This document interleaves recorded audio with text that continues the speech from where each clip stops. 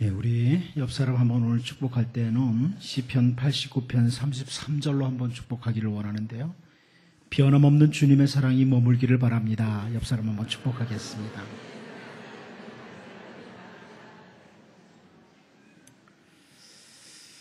하나님께서 이스라엘 백성들을 향해서 참 안타까운 마음을 가지시고 선지자 호세아를 통해서 주시는 말씀이 있습니다. 호세아 6장 7절 말씀인데요. 그들은 아담처럼 언약을 어기고 거기에서 나를 반역하였느니라. 하나님의 그 안타까운 마음이 이 호세아 6장 7절에 담겨져 있습니다.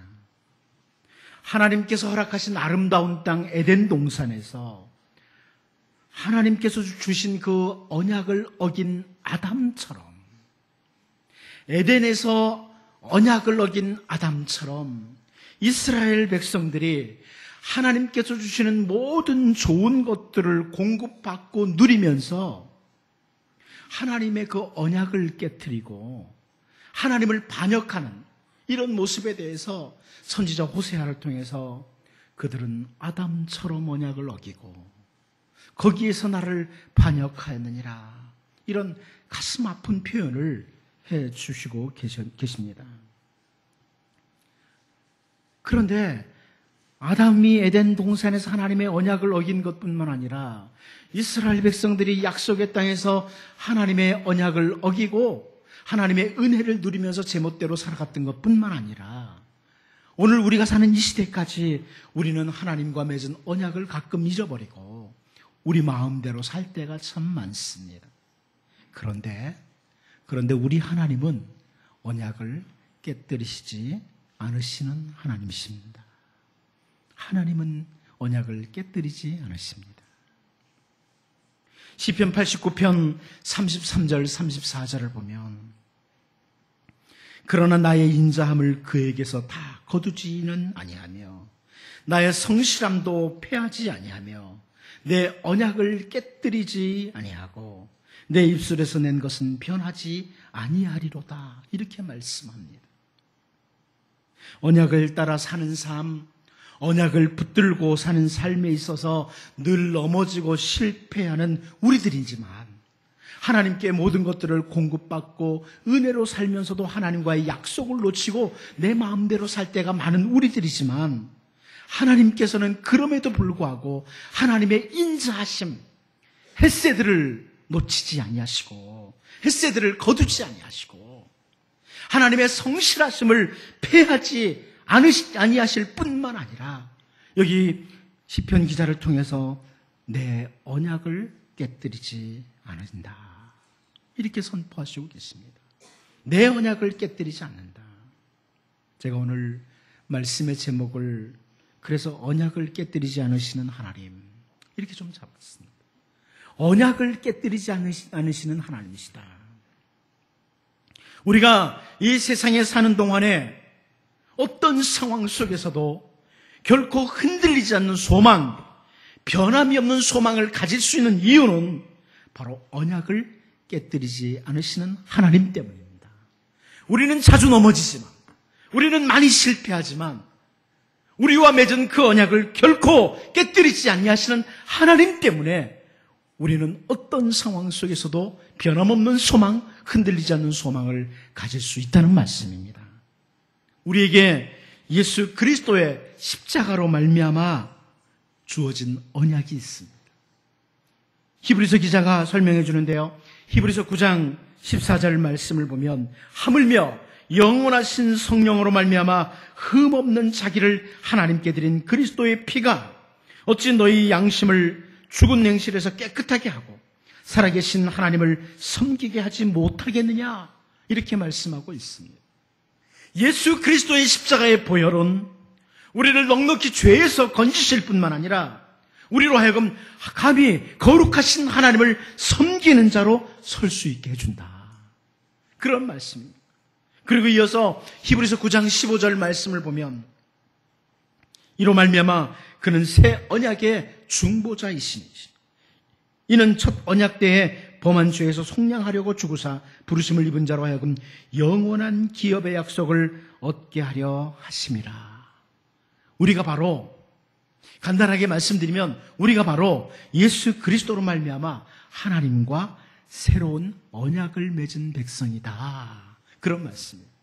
이 히브리서 기사를 통해서 히브리서 9장 14절 15절을 통해서 예수 그리스도의 십자가의 보혈은 우리의 모든 죄에서 사하실 뿐만 아니라 우리로 하여금 하나님 앞에 섬기도록 만들고 하나님과 영원한 언약 관계 속에 들어갈 수 있는 이런 하나님의 백성으로 만들어 주셨다는 겁니다. 여러분, 우리가 언약의 백성입니다.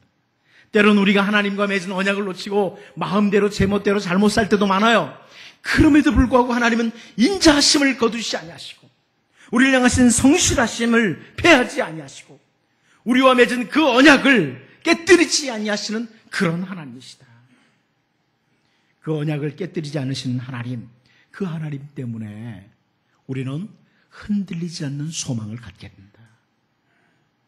변함없는 소망을 그런 가진 사람들이다. 오늘 우리는 언약을 깨뜨리지 아니하시고 반드시 지키시는 하나님을 본문을 통해서 볼 수 있어요. 여러분, 가끔 왜 하나님 나에게 이렇게 더디실까? 왜 하나님 나에게 이렇게 더디실까? 왜 기도를 들어주시지 않으시고 나를 이렇게 내버려 두시는 걸까? 이런 생각이 들 때가 있지 않습니까? 그러나 오늘 본문 말씀을 통해서 결코 십자가로 맺은 우리를 하나님의 자녀 삼으시고 우리와 맺은 언약을 깨뜨리지 아니하시는 그 하나님 본문을 통해 다시 한번 확인하시고요. 이 말씀을 통해 흔들리지 않는 소망, 변함없는 소망 가지고 살 수 있기를 바랍니다. 오늘 본문 말씀은 가깝게는 열왕기상 3장 13절에서요. 내가 또 네가 구하지 아니한 부귀와 영광도 내게 주노니 내 평생의 왕들 중에 너와 같은 자가 없을 것이라 이렇게 솔로몬과 약속하신 그 약속을 지키시는 부분이기도 해요. 그런데 단순히 솔로몬과의 약속만이 아니라 오늘 본문의 솔로몬과의 약속이 이루어지는 부분을 가만히 보면 저 아브라함 때부터 택한 백성들과 맺은 언약을 깨뜨리시지 않으시는 그런 하나님의 모습이라는 겁니다. 과거에 이스라엘 백성들과 아브라함을 비롯해서 하나님의 백성들과 약속을 맺으신 것을 솔로몬 때에 이르러서 반드시 다 성취시키는 그런 하나님을 오늘 본문에서 볼 수 있다. 언제나 변함없는 하나님. 그 언약을 깨뜨리지 않은 그 하나님을 여러분 오늘 본문을 통해 잘 살펴보시고요. 우리가 바로 십자가로 말미암아 예수님의 그 십자가의 보혈로 말미암아 하나님과 언약 관계에 들어간 사람들, 하나님의 자녀가 되었고 하나님의 돌보심과 하나님의 인도하심을 약속받은 사람들인데 그런 언약의 자손들로서 그 하나님 언약 때문에 결코 어떤 상황에서도 흔들리지 않는 그 소망, 변함없는 소망 가지고 살아가는 은혜가 있기를 바랍니다. 첫 번째로 우리는 오늘 본문에서 모리아 산에서의 약속이 성취되는 것을 보게 됩니다. 모리아 산에서의 약속이라. 이 성경에 나오는 여러 가지 사건들 중에 사실 우리가 웬만해서는 좀처럼 따라가기 힘든 우리 가운데 대부분이 도무지 따라가지 못할 정도로 그렇게 하나님께 반응을 했던 그런 사람의 모습이 아브라함인데요. 아브라함이 그 창세기 22장에서 보여주는 모습 아닙니까? 네 아들 이삭을 모리아 땅으로 가서 내가 지시하는 산에서 번제로 드려라. 아들을 바치라고. 그랬을 때에 하나님께서는 정말 우리 인간의 머리로는 이해가 되지 않는 그런 명령을 하셨고 아브라함이 거기에 순종을 해요. 히브리서 기사가 히브리서 11장 9절에서 설명을 해주고 있는데요. 그가 아브라함이 하나님이 능히 이삭을 죽은 자 가운데서 다시 살리실 줄로 생각한지라 이렇게 말씀합니다. 아브라함은 이삭을 하나님이 제물로 바치라고 하시지만 다시 살리실 것이다 이렇게 믿고 모리아 산에서의 순종을 했다는 거예요.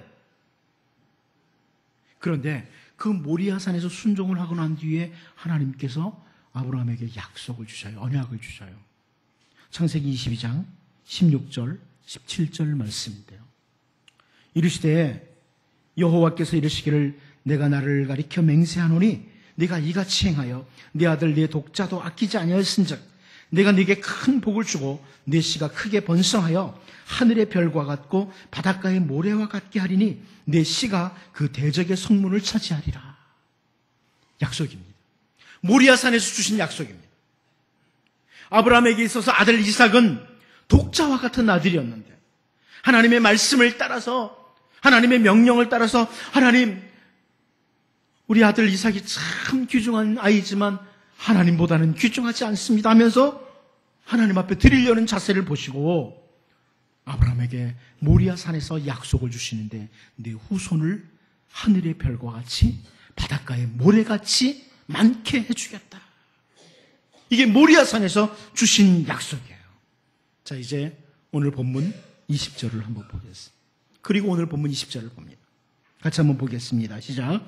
유다와 이스라엘의 인구가 바닷가에 모래같이 많게 되매 먹고 마시며 즐거워하였으며. 아멘. 유다와 이스라엘의 인구, 다른 표현으로 아브라함의 후손이에요. 아브라함의 후손이 드디어 솔로몬 때의 바닷가의 모래와 같이 많아졌다. 이렇게 성경은 기록하고 있습니다. 과거에 모리아산에서의 주신 언약이 세월이 흐른 후에 솔로몬 때에 이르러서 그 아브라함과 맺은 언약이 성취되는 것을 보여주는 모습이에요. 물론 이것은 솔로몬에게 약속하신 대로 나라를 든든하게 해주시는 그런 부분이기도 합니다만은 사라를 통한 아들 이삭 한 명밖에 없었던 때에 하나님께서 아브라함에게 주신 그 언약이 결코 언약을 깨뜨리지 아니하시는 하나님에 의해서 성취되는 모습이다. 여러분, 이 말씀은 사실 가깝게는 솔로몬과의 관계예요. 솔로몬에게 있어서 하나님께서 부와 기도 주고 영광도 주시겠다고 그랬어요. 너에게 부, 기도 주고 영광도 주겠다. 이 말씀을 하셨는데 그 말씀이 또 성취되는 것이기도 해요. 잠언 14장 28절 말씀을 보면 백성이 많은 것은 왕의 영광이요 백성이 적은 것은 주권자의 패망이니라 이렇게 말씀했습니다. 그런데 솔로몬 때 많은 백성을 주심으로 하나님께서 솔로몬에게 약속하신 영광이 주어진 거예요. 백성이 많은 것은 왕의 영광이라. 그런데 단순히 솔로몬과의 약속만이 아니라 저 과거에 아브라함과 모리아산에서 맺었던 그 약속이 이 솔로몬 때 이르러서 성취되는 겁니다. 저는 우리 가운데 부모님이 된 사람들은 이 말씀을 보면서 어떤 새로운 다짐이 필요하지 않나. 부모님 된 사람들. 후손에 대한 약속입니다. 저 모리아산에서 아브라함에게 후손에 대한 약속을 하셨는데 그 약속을 반드시 지키시고 성취시키시는 하나님이시기 때문에 우리가 언약을 깨뜨리지 아니하시는 하나님, 특별히 후손에 대한 언약을 깨뜨리지 아니하시는 그 하나님 우리가 소망하면서 우리의 자녀손을 위해서 기도의 자리로 나아가게 된다. 잠언 14장 26절에서요. 여호와를 경외하는 자에게는 견고한 의뢰가 있나니 그 자녀들에게 피난처가 있으리라. 믿으십니까? 약속입니다. 하나님을 정말 경외하는 자들에게는 견고한 의뢰가 있다. 흔들리지 않는 의뢰가 있다. 그 자녀들에게 피난처가 있을 것이다. 우리는 이 약속의 말씀을 붙들고 기도할 수 있는 겁니다. 모리아산에서 후손에 대한 그 약속을 아브라함과 맺으신 하나님께서 솔로몬의 영광을 약속하신 하나님께서 이스라엘 백성들을 바닷가의 모래같이 많게 하시는 이 모습을 보면서 우리 모두가 정말 하나님을 경외하는 자들로서 하나님을 경외하는 그런 삶을 삶으로 후손에 대한 약속, 우리 자손들에게 피난처가 있도록 하시는 언약을 깨뜨리지 아니하시는 하나님의 은혜가 우리 교회에 속한 모든 권속들 가정에 임하기를 바랍니다. 두 번째는요, 모세를 통해 주신 약속입니다. 아브라함과 맺었던 약속이 솔로몬 때에 성취되는 것을 보았는데 또 하나는 모세를 통해서 주셨던 약속이 성취되는 겁니다. 기나긴 광야 생활을 마치고 요단강 동편에 딱 도착했을 때 모세는 이제 약속의 땅으로 들어갈 그 이스라엘 백성들에게 하나님의 백성으로서 살아야 될 삶에 대해서 설명을 해요. 신명기를 통해서요. 신명기를 통해서 이제 너희들이 약속의 땅에 들어가거든 이렇게 살아야 된다. 삶을 설명을 해 줍니다. 그리고 나서 너희가 하나님의 말씀을 따라 올바로 걸어가면 하나님이 이런 약속 주신다. 신명기 8장 7절에서 10절이에요. 여러분 한번 눈으로 따라와 보십시오. 제가 한번 읽어보겠습니다. 내 하나님 여호와께서 너를 아름다운 땅에 이르게 하시나니 그곳은 골짜기든지 산지든지 시내와 분천과 샘이 흐르고 밀과 보리의 소산지요 포도와 무화과와 석류와 감람나무와 꿀의 소산지라. 네가 먹을 것에 모자람이 없고 내게 아무 부족함이 없는 땅이며 그 땅에 돌은 철이요 산에서는 동을 캘 것이라. 네가 먹어서 배부르고 내 하나님 여호와께서 옥토를 내게 주셨으므로 말미암아 그를 찬송하리라. 그야말로 젖과 꿀이 흐르는 아름다운 땅. 백성들에게 먹을 것과 쓸 것이 부족하지 않고 넉넉하게 해주신다는 언약의 말씀이 모세를 통해서 신명기에서 약속되고 있어요. 그 하나님이 주신 것들 때문에 즐겁게 찬송을 부를 것이라고 이렇게 약속하시고 있습니다. 자, 그런데 여러분 오늘 본문 20절 다시 한번 볼까요? 오늘 본문 20절 다시 한번 같이 봅니다. 시작. 유다와 이스라엘의 인구가 바닷가의 모래같이 많게 되매 먹고 마시며 즐거워하였습니다. 이 부분이 앞부분은 좀 무슨 말인지 쉽게 이해가 되는데 뒷부분이 이게 왜 이렇게 연결이 될까 싶은데요. 이 구절의 바른 의미를 공동번역이 참 잘해놨습니다. 공동번역이 이렇게 번역해놨어요. 유다와 이스라엘은 바다의 모래알처럼 인구가 불어났지만 먹고 마시는 일에 아쉬움을 모르며 잘 지냈다. 무슨 말인지 이해가 되십니까? 보통 인구가 많아지면 먹고 마시는 것에 큰 어려움이 찾아올 수 있어요. 아프리카에 자녀들은 많이 낳는데 먹을 게 없어요. 숫자가 많으면 뭐예요? 인구가 많으면 뭐예요? 어려움이죠.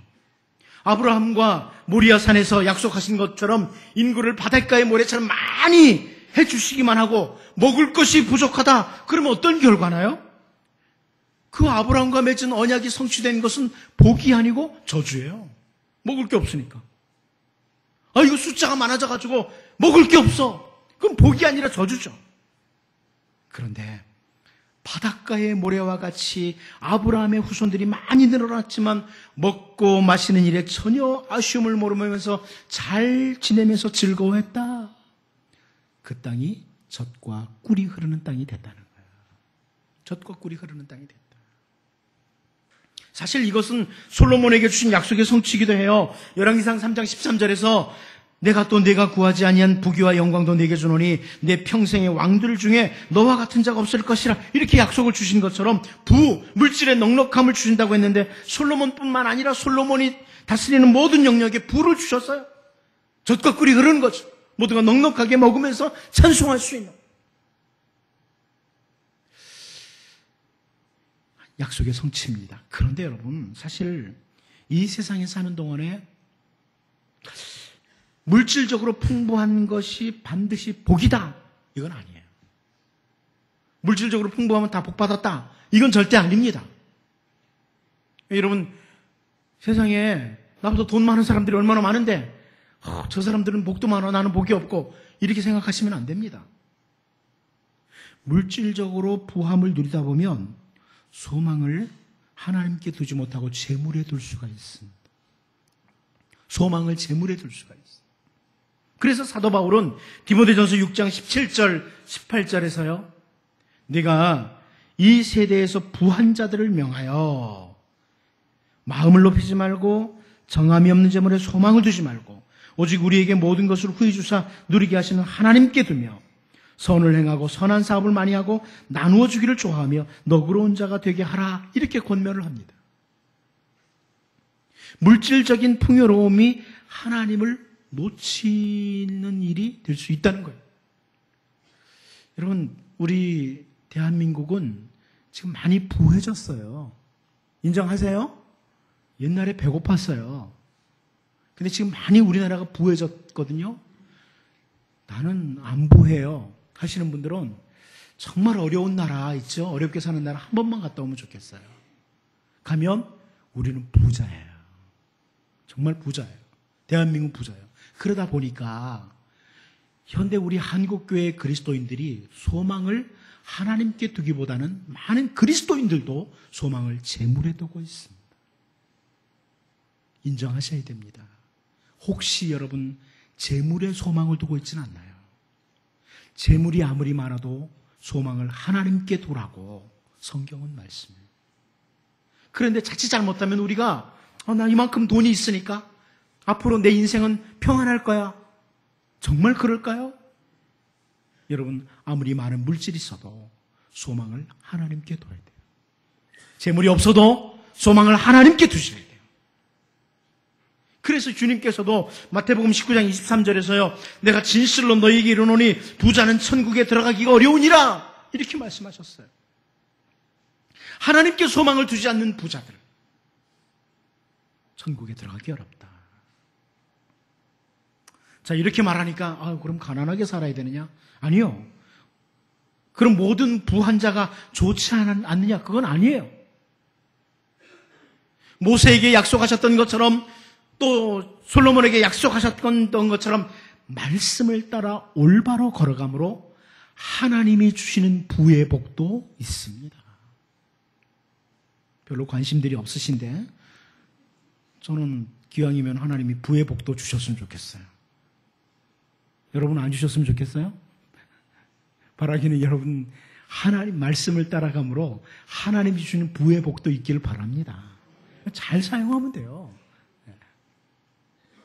세상에 온갖 수단과 방법을 동원해서 부를 쌓으면 앞으로 무슨 일이 일어날지 모른다는 근심이 가득 차게 돼요. 남의 거 사기쳐서 받았다. 돈 모았다. 뭐 이런 식으로 돈을 모으면요. 이거 언제 걸릴지 몰라. 근심이 생기죠. 그런데 잠언 10장 22절 말씀을 보면 하나님이 주시는 복이 있어요. 이렇게 말씀합니다. 여호와께서 주시는 복은 사람을 부하게 하고 근심을 겸하여 주지 아니하시느니라. 여러분 늘 주님의 말씀을 따라 잘 걸어가심으로 언약을 깨뜨리시지 아니하시는 하나님께서 모세를 통해 주신 약속을 성취시킨 것처럼 솔로몬 때 성취시킨 것처럼 여러분의 모든 삶의 자리를 젖과 꿀이 흐르는 이런 아름다운 곳으로 즐거움이 가득한 찬송이 있는 곳으로 이런 은혜를 내려주시기를 바랍니다. 마지막 한 가지 더 보겠습니다. 땅에 대한 약속입니다. 땅에 대한 약속이라. 믿음의 조상 아브라함에게 주신 또 하나의 약속이 바로 땅에 대한 약속이에요. 하나님께서 아브라함의 후손들이 애굽에 내려가서 그들을 섬기다 나올 것을 말씀하시면서 아브라함의 후손들에게 주실 땅에 대해서 언급을 하셨어요. 아브라함에게 네 후손들이 이제 저 이방 땅에 간다. 애굽 땅이죠. 거기 갔다 4대 만에 돌아올 건데 그때 이곳에 와서 너희들에게 이런 땅을 준다. 그 땅에 대한 약속이 나오는데 창세기 15장 18절에서 21절이에요. 그날에 여호와께서 아브라함과 더불어 언약을 세워 이르시되 내가 이 땅을 애굽 강에서부터 그 큰 강 유브라데까지 내 자손에게 주노니 곧 겐 족속과 그니스 족속과 감몬 족속과 헷 족속과 브리스 족속과 르바 족속과 아모리 족속과 가나안 족속과 기르가스 족속과 여부스 족속의 땅이니라 하셨더라. 이렇게 말씀합니다. 자, 이렇게 애굽 강에서부터 큰 강 유브라데까지 이제 아브라함의 후손들이 그 야곱의 자녀들이 애굽에 내려가서 거기서 노예로 지내다가 거기서 이제 모세를 중심으로 출애굽을 하죠. 그리고 광야길을 통과해서 약속의 땅에 들어가는데 그때 여호수아와 이스라엘 백성들이 요단강을 건너서 약속의 땅을 차지하기 시작해요. 그런데 여호수아 때에는요. 아브라함과 약속했던 그 땅을 다 차지하는 게 아니고 일부만 차지해요. 다가 아니에요. 일부만 차지해요. 근데 오늘 본문 21절 같이 한번 볼까요? 오늘 본문 21절 같이 봅니다. 시작. 솔로몬이 그 강에서부터 블레셋 사람의 땅에 이르기까지와 애굽 지경에 미치기까지의 모든 나라를 다스림으로 솔로몬이 사는 동안에 그 나라들이 조공을 바쳐 섬겼더라. 다윗과 솔로몬 때에 이르러 드디어 아브라함에게 약속하셨던 모든 땅을 다 다스리기 시작했다. 이것이 성취되는 거예요. 사실 여호수아를 중심으로 약속의 땅에 딱 들어와서 바로 모든 땅을 주시지 않고 긴 시간이 지난 뒤에 이렇게 아브라함과 약속했던 처음 약속했던 땅을 주시는 데는 이유가 있어요. 이유가 있습니다. 여러분 신명기 7장 22절을 보면요. 이렇게 말씀합니다. 내 하나님 여호와께서 이 민족들을 내 앞에서 조금씩 쫓아내시리니 너는 그들을 급히 멸하지 말라. 들짐승이 번성하여 너를 해할까 하노라. 무슨 말인지 아시겠습니까? 아직 이스라엘의 인구가 많지 않을 때, 솔로몬 때 그 바닷가의 모래처럼 많이 인구가 늘어나지 않았을 때 넓은 땅을 다 주셨다. 아브라함과 약속했던 그 땅을 다 주셨다. 그러면 그 땅을 관리할 수가 없는 거예요. 적은 숫자의 인구를 가지고 그 모든 땅을 관리할 수가 없으니까 오히려 짐승들이 우글거리고 그 짐승들에 의해서 해를 당할 수가 있는 거예요. 그래서 이스라엘의 인구가 솔로몬 때 바닷가의 모래처럼 많아졌을 그때의 땅도 처음에 약속하셨던 큰 땅을 다 주시는 거예요. 무슨 말씀입니까, 여러분? 하나님께서 우리에게 약속을 성취시키시는데 가장 적절한 때에 약속을 성취시키신다. 우리가 생각할 때는 좀 더디다는 생각이 들지 않나요? 하나님 왜 빨리 안 해주세요? 하나님 이걸 좀 빨리 해주시죠. 그러나 여러 가지 면을 놓고 볼 때 하나님이 우리에게 주신 약속을 성취시킨 때가 가만히 돌아보면 가장 적절한 때. 제가 이 말씀을 준비하면서 제 삶도 한번 돌아보니까 하나님이 은혜를 베푸시는 때를 보면 가장 적절한 때. 여러분도 한번 여러분의 인생을 돌아보세요. 그러면 가장 적절한 때 그 문제를 해결해 주시는 거예요. 우리가 생각할 땐 조급하죠. 이거 좀 빨리 해주시죠, 하나님. 가장 적절한 때란 말은 무슨 말이에요? 결국 하나님이 아니라 우리에게 가장 유익할 때라는 거예요. 우리에게 언제 가장 유익한지를 아시는 하나님이라는 거예요. 솔로몬을 통해서 주신 말씀 가운데 전도서 3장 17절을 보면요. 내가 내 마음속으로 이르기를 의인과 악인을 하나님이 심판하시리니 이는 모든 소망하는 일과 모든 행사에 때가 있음이라 하였습니다. 때가 있다. 가장 적절한 때를 아시는 거예요. 여러분, 하나님은 우리와 약속을 맺으셨습니다. 예수님의 십자가로 말미암아 약속을 맺으시고 하나님의 자녀 삼으시고 특별히 우리를 늘 성령으로 인도하시고 우리를 보호해 주시고 우리에게 가장 좋은 것을 주신다. 아들을 아끼지 않고 주신 하나님께서 가장 좋은 것을 주시겠다고 분명히 약속하셨습니다. 약속하신 하나님은 언약을 깨뜨리지 않으십니다. 비록 우리가 아담처럼 언약을 어겨도 하나님은 약속을 깨뜨리지 않으십니다. 그 하나님께서 가장 적절한 때, 우리에게 가장 유익이 될 때 아름다운 그 약속을 성취시켜 주실 겁니다.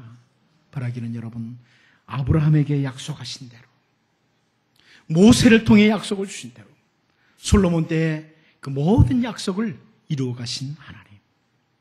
그 하나님은 십자가로 말미암아 우리에게 약속을 주셨고 우리의 모든 삶을 가장 아름답게 이끌어 가실 줄로 믿습니다. 기도하겠습니다. 하나님 아버지, 결코 언약을 깨뜨리지 아니하시는 하나님, 그 하나님 때문에 어떤 상황 속에서도 우리의 소망이 흔들리지 않게 하시고 하나님 바라보며 믿음으로 달려가게 하시고 하나님 세상에 헛된 것 아무것도 아닌 것에 소망 두지 않게 하시고 오직 하나님께 소망을 두며 말씀을 따라 바로 걸어가므로 약속하신 아름다운 것들 우리의 삶에 이루어진 것을 경험하게 하여 주옵소서. 예수님의 이름으로 기도하옵나이다. 아멘.